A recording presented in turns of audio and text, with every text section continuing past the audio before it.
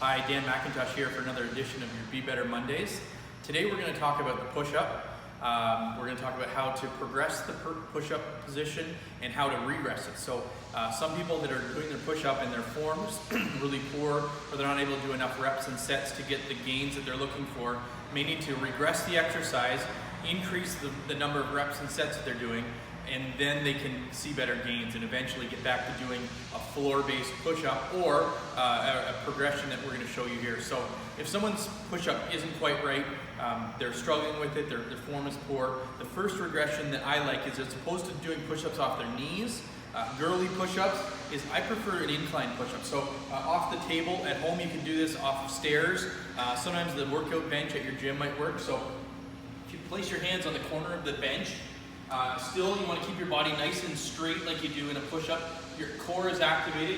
Bring your chest down between your hands and press up. This is a great one for some of our young teenage athletes, or even younger than that, or anybody that just doesn't have the upper body strength or the core strength to do a proper push-up. So right there, a lot of people, I'd have them start doing 3 sets of 10 before they would go back to a floor-based push-up. Then for a progression from the floor-based push-up, we've got this nice heavy stretch band. I like to loop it through the hands like this, underneath the armpit so it's over your upper back. Then I'm going to get down on the floor and I'm going to anchor this band between my hands and the floor. I'm going to set up again, core needs to be really tight, and then press all the way up to fully extend the elbows and even protract the shoulder blades. That means that they move out and around the rib cage.